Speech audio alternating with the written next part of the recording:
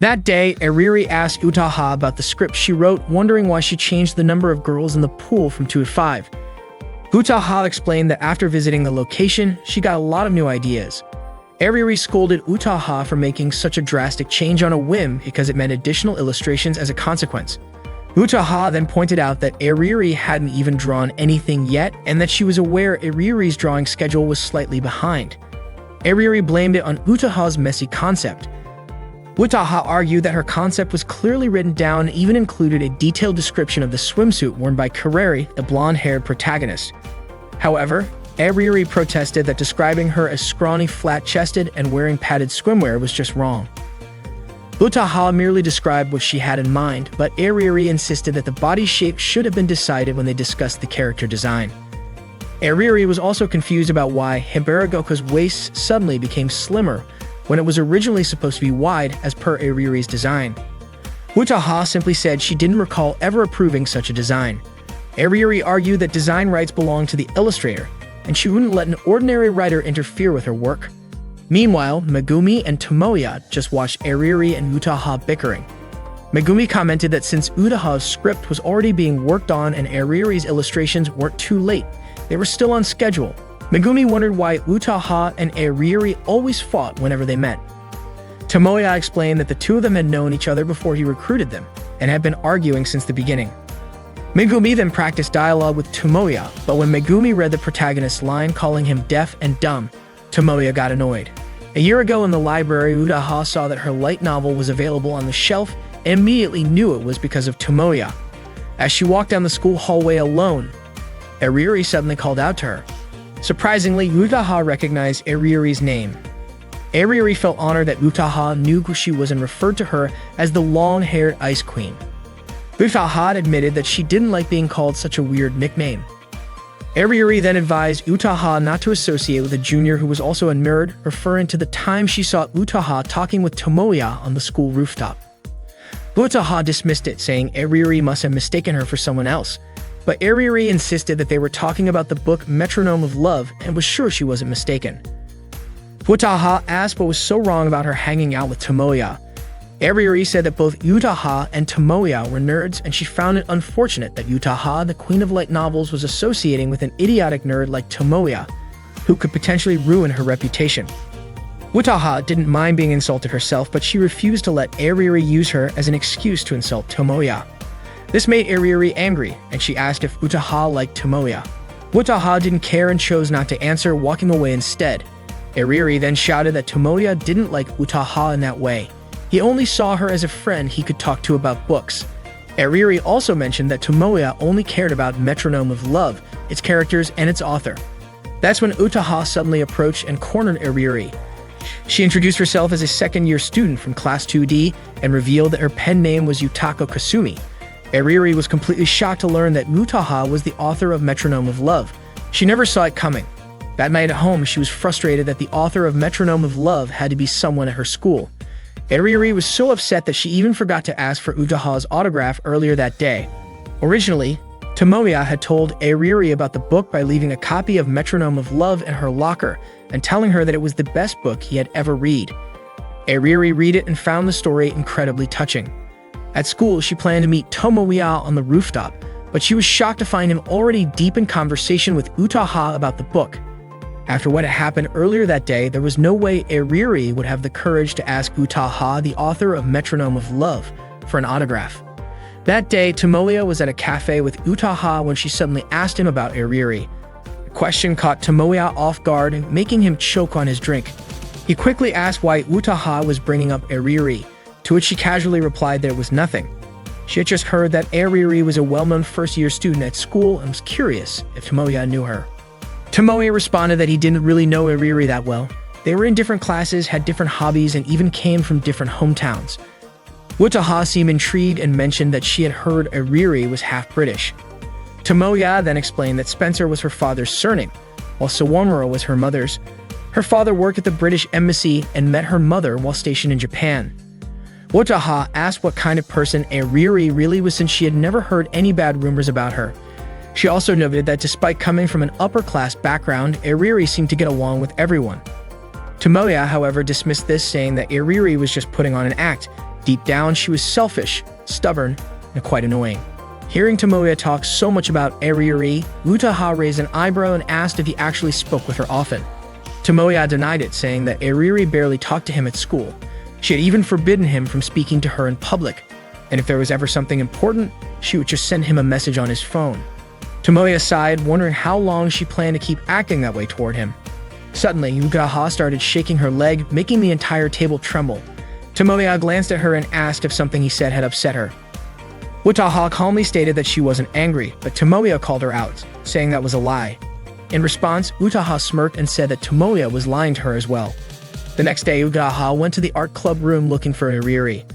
However, one of Eryuri's friends blocked the entrance, preventing her from going inside. The friend even mentioned that the room had practically become Eryuri's private studio, and even as an official club member, she wasn't allowed to enter. Utaha scoffed and asked if Eryuri was getting special treatment just because she was the blonde-haired rich girl. The friend quickly denied it, saying that Eryuri wasn't treated like that at all. She spoke with her fellow first-year students, just like everyone else. Utaha shrugged and said that made sense considering they were all in the same grade, but then pointed out that first-year students should still show more respect to second years like herself. Ignoring the warnings, Utaha forcefully opened the art club room. The friend panicked and tried to stop her, saying that Eryuri wasn't there at the moment, but Utaha didn't care. She locked the door behind her when she was inside. The friend anxiously called out, worried more about getting in trouble with the teachers than about Eryuri. Inside the room, Utaha glanced around and found sheets of paper with Eryuri's illustrations, along with her artist name printed on them. The following morning, Eryuri arrived at school as usual. Many of her friends greeted her, and she responded with her usual friendly demeanor. However, she suddenly heard someone calling her name. She turned to respond and was shocked to see that it was Utaha. Her reaction made her friends stop in their tracks, staring in confusion at the scene. Trying to keep her composure, Eryuri greeted Utaha back. Her friends were puzzled, wondering why Utaha was speaking to Eryuri. Ignoring them, Utaha asked Eryuri if they could have a private chat. She then led Eryuri to the rooftop. Once there, Eryuri frowned and asked why Utaha had gone out of her way to bring her to such a secluded place. Utaha smirked and said that she had visited Eryuri's private studio the day before. Then, without hesitation, she revealed what she had discovered: Eri Kashiwagi, a member of the adult Doujin circle Egoistic Lily. Utaha held up her phone displaying Eryuri's artwork. She casually remarked that Eryuri was a well-known illustrator with a strong following at every event, particularly among male fans aged 17 and up. Eryuri felt embarrassed and asked how Utaha could know about it. Utaha had found the name tag on the picture from the internet the day before. Eryuri then asked what Utaha wanted from her. Eryuri suspected that Utaha might be trying to blackmail her, threatening to keep her identity a secret or perhaps snap her fingers and call her male followers to attack her. It would be impossible for her to fight back, and those male followers would probably grin at her. Utaha asked Eryuri not to compare this situation with the adult comics. Eryuri then wondered if Utaha was going to smirk at her and call her a knave girl. But Utaha actually said that Eryuri could just draw it herself and even called her a creator of cheap adult comics. Eryuri asked why Utaha was searching for her identity. Utaha paused for a moment and asked why Eryuri was hiding her identity. Eryuri replied, saying that wasn't Utaha herself also hiding her identity as a light novel writer. Utaha explained that she never meant to hide it, it's just that no fool would dare talk to her, except for Tomoya. Utaha then asked when Eryuri started drawing. It turned out that Eryuri had been drawing since second grade in grade school and had kept it hidden all this time. Eryuri was tired of being called a maniac, and it was so embarrassing. Utaha pointed out that such thoughts didn't hold any value anymore in their time. Eryuri asked Utaha not to act like she understood what it was like to be teased and laughed at every day. Even the teachers didn't understand. In fact, even her one and only friend had distanced herself from her. Eryuri just wanted to talk about the games and cartoons she loved with a friend. Utaha then gave Eryuri a handkerchief to wipe her tears. Utaha realized that what motivated Eryuri was her unpleasant childhood experience. Utaha said that Eryuri didn't draw to make others happy, but rather, more to seek revenge. Eryuri responded by saying that Utaha didn't write to entertain others because she never truly entertained anyone and basically just looked down on them. Eryuri mentioned that the readers of Utaha's light novels weren't touched out of empathy, but because they had been calculated. She said Utaha only played with people's emotions with her technique. If Utaha thought Eriri's motivation was revenge, that might be true, but Eriri thought that Utaha had no motivation at all, and that was far worse. Eriri was even surprised she had been fooled into liking a writer with no emotions. Utaha then asked if that was Eriri's opinion about Metronome of Love. Utaha said that even if their works were made out of revenge or calculation, if they still managed to touch someone, it meant that they had lost. Eriri got upset and said that Utaha was belittling her readers. But Utaha didn't mean it that way. It turned out that Utaha truly admired the work Eriri created in the art room. Utaha then thanked Eriri for saying that she had played with her readers' emotions using her technique, which in other words was the highest compliment for a writer. Eriri asked if Utaha also played with techniques to flirt with men. Utaha responded by saying that was an accusation from someone who used erotic works to attract men, and it wouldn't affect her at all. Eriri then asked what kind of relationship Utaha had with Tomoya. Utaha asked back what Eriri's relationship with Tomoya was. Eriri said she was Tomoya's childhood friend, but Utaha responded that relationships are defined by time. Not wanting to lose, Eriri then said that love at first sight is easily forgotten. Utaha replied that childhood friends were the typical loser characters in cartoons or games. Eriri said that older female protagonists only appeared in a handful of games. Utaha said that characters with blonde hair from foreign lands were just supporting protagonists. They continued to argue back and forth, neither willing to give in. That was the start of their acquaintance a year ago. That afternoon during a meeting, Tomoya said that they should first focus on the things they had agreed upon and then think about the next steps slowly. Eriri agreed and Utaha said she would think it through at her own pace. Tomoya wrapped up the meeting for the day, but before leaving, he asked Utaha and Eriri to sign a card. Tomoya thought it was a good idea to mark the launch of the game at the Winter Art Festival, as well as to use it as a promotional tool and a symbol of their circle's success.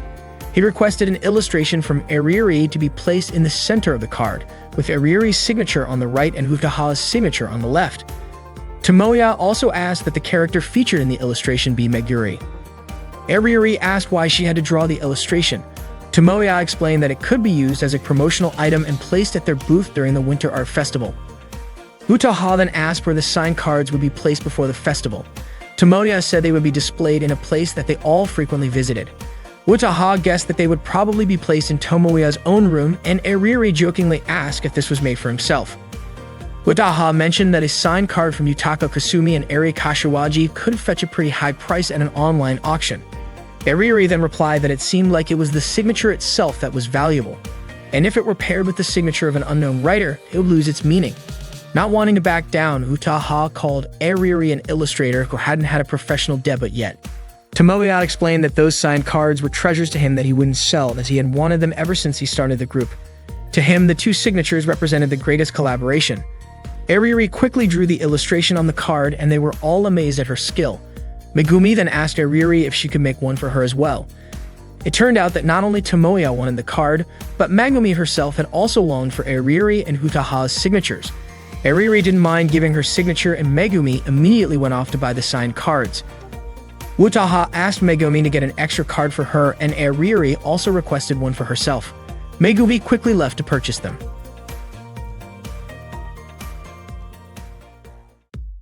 That night, Utaha finished her script.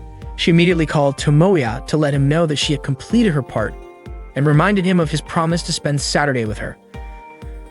Utaha suggested they meet at 9:30 p.m. and asked him not to be late, as she would be waiting for him until he arrived. On Saturday, they met at a bookstore. Tomoya wanted to start a conversation with Utaha, but she told him that she preferred if he didn't talk to her while she was reading. Tomoya asked how long they would be staying there. Utaha requested that they stay until she finished reading the entire series. Tomoya hoped this was just a joke, but the Utaha he knew when she was deeply focused on a book was beyond reason. In other words, she was completely lost in her own world. Utaha asked Tomoya to wait calmly until she finished reading all the books, also pointing out that Tomoya wouldn't want to disturb others in the bookstore. Tomoya replied that the bookstore was there to sell books, not for people to read them for free. Utaha then told him to wait while she bought the books. They left the bookstore with one complete series. Tomoya was surprised at how many books Utaha had bought, especially since it was just the first store they had visited. Utaha explained that she had been too busy writing and hadn't had the time to read. Eriri had been observing Utaha and Tomoya from afar the entire time. Not long after, Megumi showed up to meet Eriri. Eriri complained that Megumi was late, but Megumi explained that just 30 minutes ago, Eriri had suddenly contacted her while she was still in her pajamas. Eriri blamed Megumi for being late, causing her to miss Utaha and Tomoya's departure.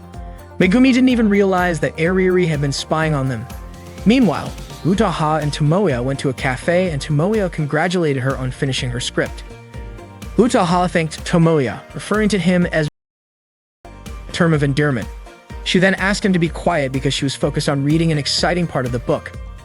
Tomoya was puzzled as to why Utaha was so absorbed in reading, especially since it was she who had asked to go out that day to celebrate her achievement. Utaha explained that her curiosity had overtaken her, surpassing both her appetite and interest in men. Tomoya started to get irritated because Utaha was admitting this with her usual flat expression. Utaha told him she would finish soon and asked Tomoya to eat first. Tomoya began eating and then invited Utaha to watch a movie after she was done reading. Utaha agreed, so Tomoya quickly started picking a movie. Utaha suggested whether there was a lousy live-action film adaptation that would disappoint the fans of the original work. Tomoya said that while there might be such films, he wouldn't mention any titles. Meanwhile, Eriri was frustrated because she had failed to catch up with Tomoya and Utaha. Megumi asked how Eriri knew that Tomoya and Utaha were out together and how Eriri ended up at the same place as them. Eriri explained that she was just out shopping and happened to see them. Megumi seemed skeptical, even mentioning that it was also a coincidence that she had seen them at the Rokutenbo Mall. Eriri realized that Megumi was very perceptive, so she tried to reassure her that it was all just a coincidence. Megumi then mentioned that it seemed like she had seen Tomoya and Utaha in line at the cinema. Eriri complimented Megumi on her clever tactics in stealing attention. It couldn't be underestimated. Eriri quickly ran toward the cinema. After Tomoya and Utaha finished watching the movie, they stopped by a cafe.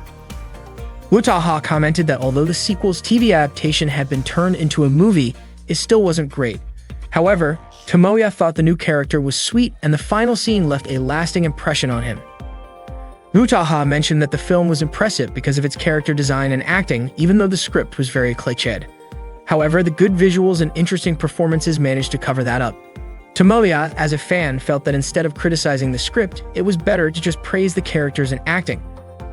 For Utaha, that was just praise from fans, which wouldn't help the creators grow. Tomoya responded that even though Utaha said that they were just fans, Utaha didn't care whether it was a joke or anything else. She preferred that the director who was going to produce her script didn't just throw stones and hide his hands. She told Tomoya that he needed to be sharp and brave enough to say if something was good or bad. Tomoya understood that he needed to be sharp, but he didn't quite understand what she meant by brave. Utaha explained that he had to be brave enough to speak his mind without exceptions, even when evaluating her work. Tomoya then asked if that wouldn't make Utaha angry. Utaha replied that there was nothing more valuable than receiving criticism from fans. However, if the criticism was too painful, she probably wouldn't speak to that person again. Meanwhile, Eriri and Megumi were also at the cafe. Eriri was even crying while reading a book. She apologized to Megumi for having to see her like that. Megumi commented that Eriri was someone who easily got emotional.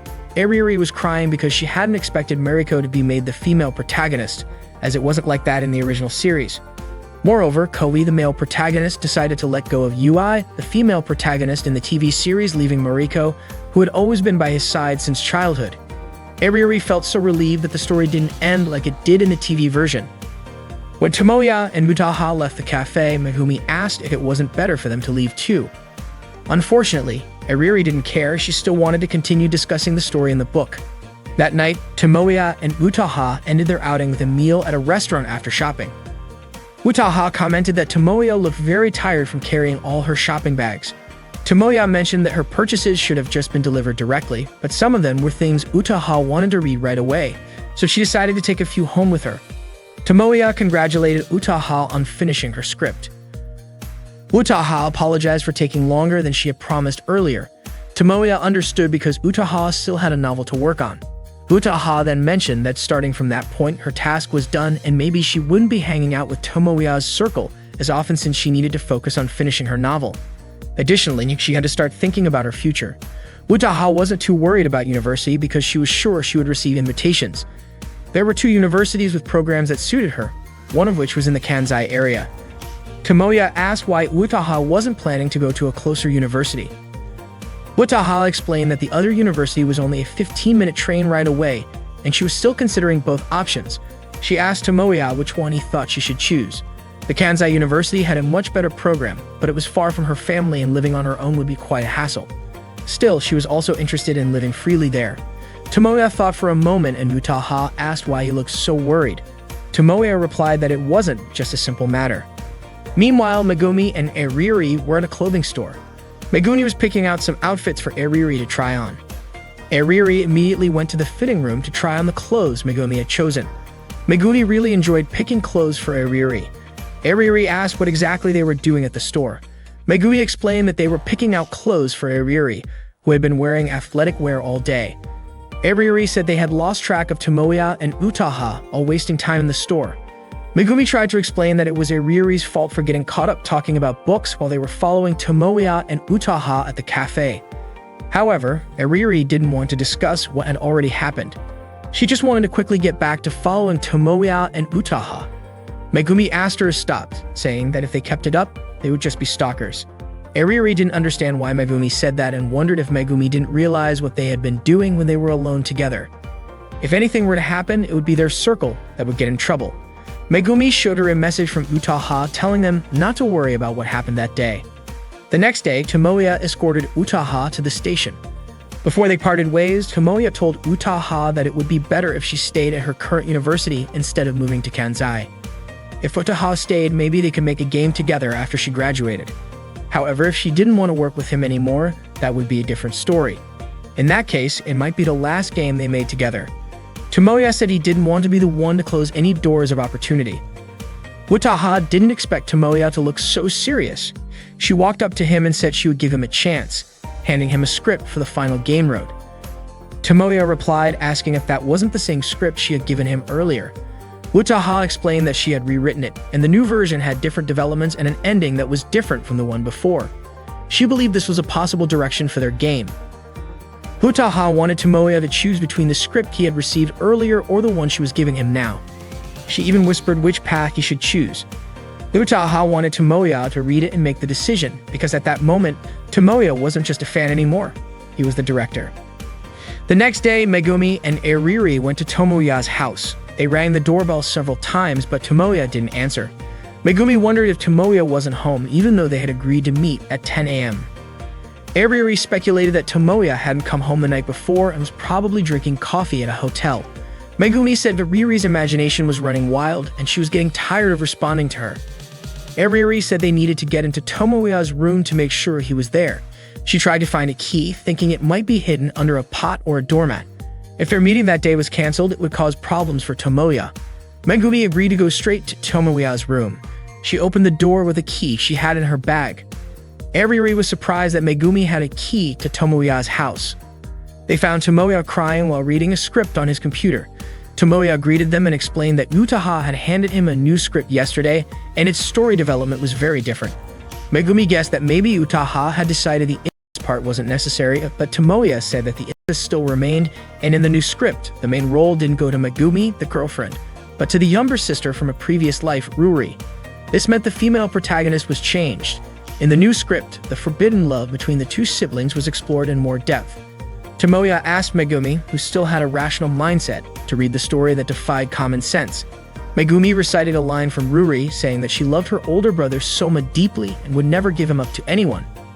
Tomoya commented that it was a very possessive line from a younger sister.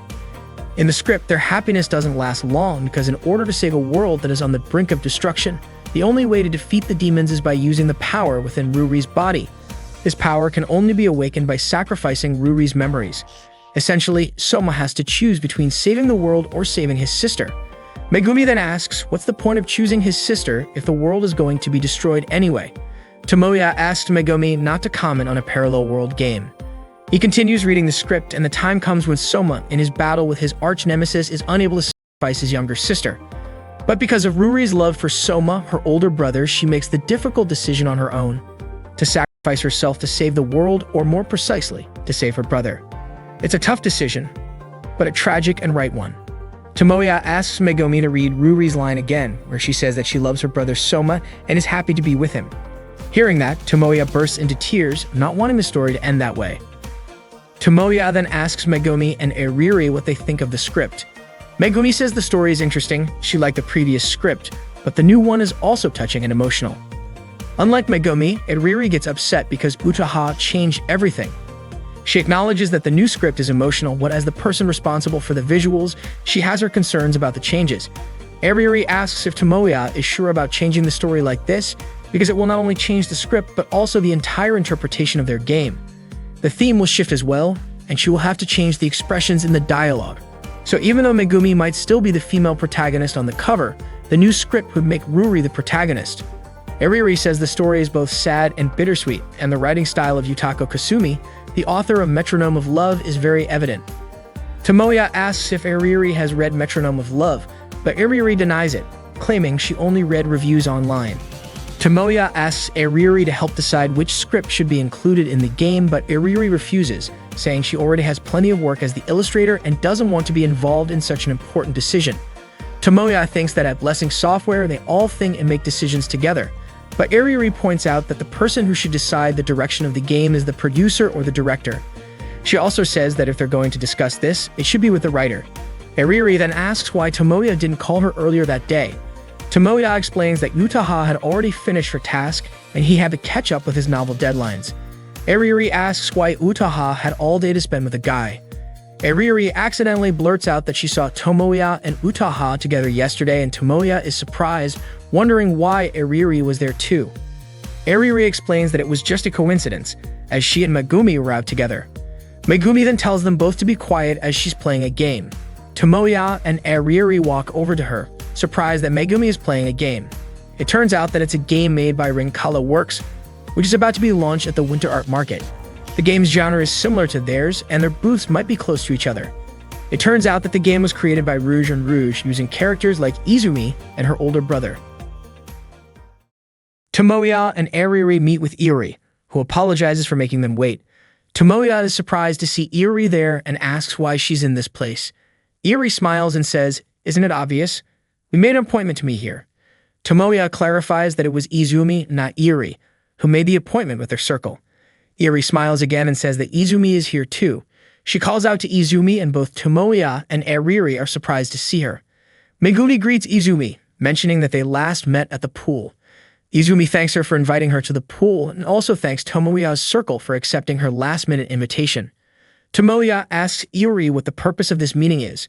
Iri explains that Tomoya must have already checked out the demo version of their game created by their team, Rouge and Rouge, which is set to be released at the Winter Art Market. She mentions that they've already received a lot of reviews and feedback for the game. Tomoya suspects that Iri deliberately copied the premise of the game they're working on in their circle, Blessing Software. Iri replies that she told Tomoya last summer that this was going to be a contest. Tomoya asks if Iri plans on destroying Blessing Software, because if Rouge and Rouge creates a game in the same genre, Blessing Software won't stand a chance. Iri argues that if both circles are making a game in the same genre, it could actually give that genre some extra momentum. She also asks if there's no way for them to walk the same path together. Tomoya expresses disappointment, wondering why Iri had to involve Izumi, who is still innocent, talented, and easily influenced. Eriri kicks Tomoya as she hears him praise Izumi. Izumi thanks Tomoya and admits that she's still inexperienced, but Tomoya calls her innocent, talented, and sweet. Eriri is upset because Izumi added extra compliments to Tomoya's words. Izumi explains that she was the one who asked Iri to compete with Tomoya's circle under similar conditions. Iri says that this is why they had trouble finding a writer for their romance game, and that's why they had to base the entire script on popular game groups. Tomoya is surprised by Izumi's actions, as she is usually someone who writes comics out of dedication to work she loves, not for fame or money, but to connect with others who share her passion. Tomoya yells, asking Izumi to remember the moments when they both smile while reading comics together, the frustration when playing games, and the moments when her comics sold and she cried. Eriri has been nudging Tomoya all this time because she's annoyed by his praise of Izumi. Izumi apologizes to Tomoya, saying that if she didn't do this, she wouldn't be able to compete with Eriri. Eriri then realizes it and congratulates Izumi, who has already achieved such an impressive position after just a few months. Izumi hopes Eriri will take their challenge seriously at the Winter Art Market. Eriri responds of course she will, because they're up against the legendary Rouge and Rouge, and if she doesn't show her abilities, Blessing Software will clearly lose out to them. Izumi feels a little insulted and says the name of their circle doesn't matter. Tomoya whispers to Eri, asking what she told Izumi about Eri. Eri admits she didn't say anything, but Tomoya doesn't believe her, thinking there's no way someone as good as Izumi would be so upset with Eri without someone stirring things up. Eri suggests it might be Eri's fault, but Tomoya insists it's impossible. Even though Eri can be rough, rebellious, vengeful, a bit of a mess, and maybe a little disgusting, he doesn't think she caused someone like Izumi to feel this way. Eri and Izumi continue to trade insults. Eri warns Izumi not to get too comfortable with her big-name circle. Izumi, not wanting to back down, says that Eri should be careful not to lose to an unknown author because she might end up depressed, quit drawing, and switch to Twitter to become a fake illustrator. The two of them start fighting, hitting each other, and Eri and Tomoya quickly step in to break them up. Megumi quickly tended to the scratches from the fight. Tomoya encouraged everyone to keep pushing for the winter art market, no matter what tactics Eri used. He was confident that Blessing Software wouldn't lose to her. Eri commented that Tomoya seemed quite confident. Tomoya explained that a game is all about teamwork, so it's not just about the visuals. He also mentioned that his circle still had a secret weapon. Eri guessed it was Yutaka Kasumi. Tomoya confirmed that, saying that their game's story wouldn't possibly lose. But Eri disagreed, claiming that her team's story would definitely rival Yutaka Kasumi's. Tomoya was taken aback by this, and Eri quickly told Izumi it was time to go home. Izumi said her goodbyes to Megumi. Before they left, Tomoya reminded Eri that Yutaka Kasumi was the writer of Metronome of Love. Eri pointed out that Tomoya himself had said a game was all about teamwork. Tomoya was left confused, watching as Eri and Izumi left. The school festival was just around the corner, so the students were busy preparing. That afternoon, Megumi brought Tomoya coffee and curried bread. Tomoya offered his wallet to pay her back. Yoshihiko watched them, commenting that they looked like a married couple. Megumi asked Tomoya what he thought of Utaha's script. Tomoya praised Utaha, calling her amazing. Megumi asked if Tomoya wasn't being too harsh on Eri, considering that Utaha's script was also really good. Tomoya explained that Eri had said the same thing the night before with a serious face. He added that Eri was just a fleeting fan who didn't care much about the quality of work. She only cared about the material aspects. Because of that, she was going to win commercially, and her work would definitely be successful. Without realizing it, Megumi had already stood up and moved away from Tomoya. Tomoya asked Yoshihiko where Megumi had gone. Yoshihiko replied that Megumi was packing up to go home. That afternoon, Megumi went to see Utaha and asked what it was she really wanted to ask her.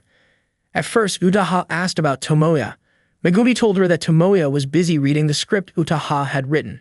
She added that Tomoya had read it so many times that he was struggling to choose between the options. Utaha was surprised to hear this.